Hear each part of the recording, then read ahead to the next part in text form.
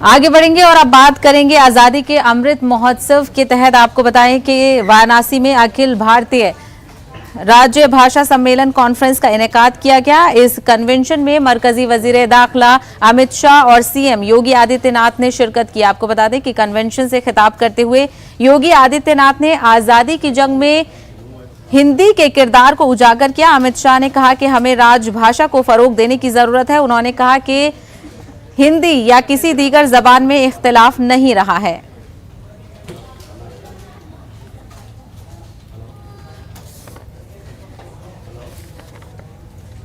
आजादी की लड़ाई में स्वदेशी और स्वभाषा इसका मूल बना।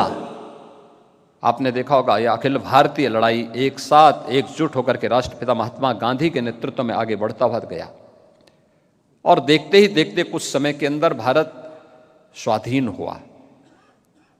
मैं आभारी हूं माननीय गृह और सहकारिता मंत्री माननीय श्री अमित शाह जी का कि आजादी के अमृत महोत्सव वर्ष में अपने पूर्वजों को और अपने स्वाधीनता संग्राम सेनानियों को इससे अच्छी विनम्र श्रद्धांजलि हो ही नहीं सकती कि हम राजभाषा को सम्मानित करते हुए इस प्रकार के भव्य आयोजनों के माध्यम से, अनेक सत्रों के माध्यम से कैसे हम पूरे देश को जोड़ने वाली जो हिंदी है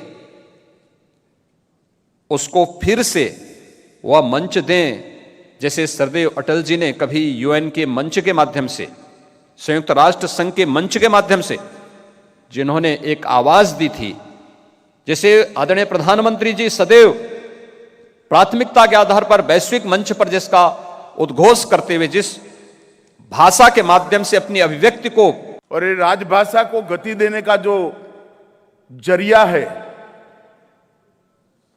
अखिल भारतीय राजभाषा सम्मेलन, उसको भी दिल्ली के गलियारों से बाहर निकालने का हमने 2019 में ही निर्णय कर लिया। मगर 2 साल कोरोना काल रहा, हम नहीं कर पाए। परंतु आज मुझे आनंद है कि योगानुयोग ही है, ईश्वर कृपा ही है कि ये नई शुभ शुरुआत उस वर्ष में होने जा रही है जो हमारा आजादी का अमृत महोत्सव है।